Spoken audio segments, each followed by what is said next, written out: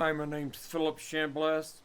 I'm a miner and a jewelry designer, almost exclusively turquoise and variscite, and I'm based out of both New Mexico and Nevada. A little while ago, we had an opportunity to visit the Lone Mountain Mine in Esmeralda County, and so while we were there, we took Mike Ryan to show him some of the other mines we have in Esmeralda, one of which is the Black Widow, and the other one is the Ajax.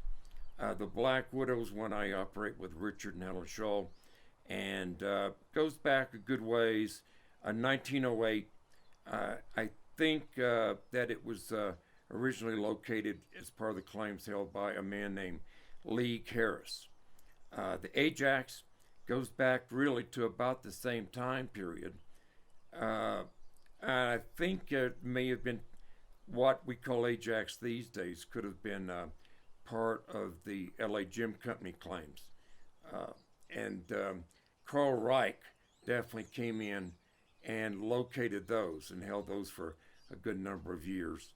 And eventually it went to Walter Godber, and it's gone through different hands over the years. But it's an interesting place, and it's produced a lot of wonderful turquoise.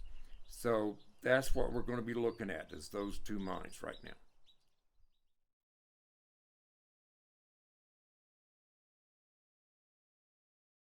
Hey, here we are in the Candelaria Hills. It's a windy day, so it's going to be a little bit hard on the audio here. But that's turquoise mining. You're out in the elements. So here we are, and Richard, Philip, Helen. We gotta get Helen. She's over here. There she is. Tell us a little bit about where we are right now. This is the Black Widow mine. Yeah. You have the loudest voice. So I have the loudest voice, that's true. I don't know. I think this goes back to the turn of the century. From my research, I think it's part of some claims that a guy named Lee Harris had in the early 1900s. And I think he had a number of claims in here. So I think this is one of them. They were pulling out turquoise back then. And I think probably later the Callahans had it, right? I don't know if the Callahans ever did. Well, Callahan was a well-known miner in the area. The family. Here in Columbus. John and Grace lived here in mining together. Oh, I know their name. I think there was a article in Desert Magazine. May 10th, 1948. Okay. So I always. Yep. That was 3 days old. Now, from here, where would Columbus be? That way. That way. Southwest. Southwest. Yeah. And that's where you'd cross over the salt to get to Coaldale or something like that. They talk about having to go get water. Yeah. Coaldale's over there. Right.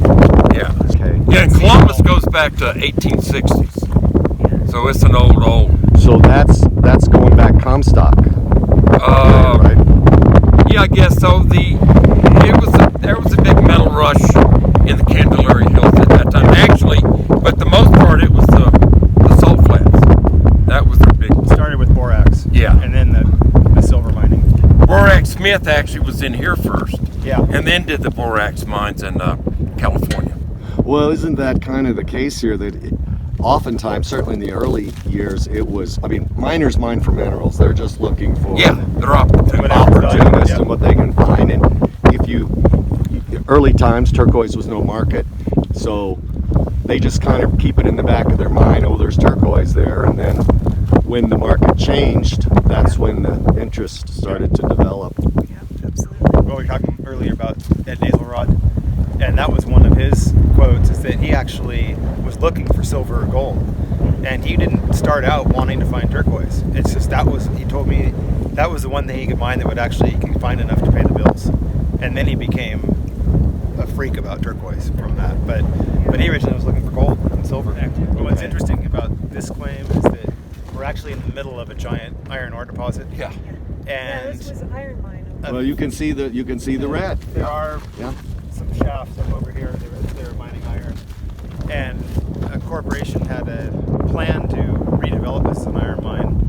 And as Philip was saying, the whole thing is transportation. And the reason why this isn't developed as an iron mine is because there's no railroad, and shipping the ore by any other method was totally uneconomic. They were hoping that the Yucca Mountain Railroad was going to go in for the nuclear waste Yep. depository. Yeah. And then they could have had an operation here, but Right.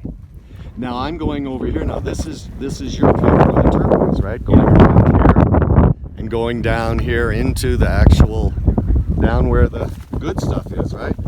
I Well- think, isn't it oftentimes what you're getting is right at the where the face hits the bottom? It's underneath that is where you're. it's always deeper than where the pit is. That's down always and deeper. in. But the challenge then is you're digging down, down, down, and the cliff just gets higher and higher, and now you have the safety issues that the BLM is imposing for good reason. You know, it becomes dangerous. So Yeah, you can see this place. Well, and needs this benching. this one was another one operated probably by somebody who was just going after immediate material and not doing all the work required to maintain Yeah. the mine. That's do why. you know it is advanced. you don't, other than what Philip was saying about the history? We don't do you know exactly any? who was We can mined. go into the like 80s, 90s. Or Okay, something. but After that, it's kind of lost. Yeah, Mhm. yeah. Tim, or no, what was his name? Nelson. Wayne Wayne Nelson Wayne Nelson. said this had been called Black Spider at one Black point, Spider. and that Bob Eddy from Mina had owned it. Okay. And that was 70. So that's That that's was the farthest 70s. back we've heard. Although when Keith Hodson was working in the area, one of his sons told me that he had hit a deposit of black spider web in the Candelaria Hills. It was a small deposit that could have been here before all this other work went on. So that's the high grade look you're looking for here is Yeah. is the Yeah, spider web. it's Yeah. high blue Yeah. with black spider web. Yeah. Yeah.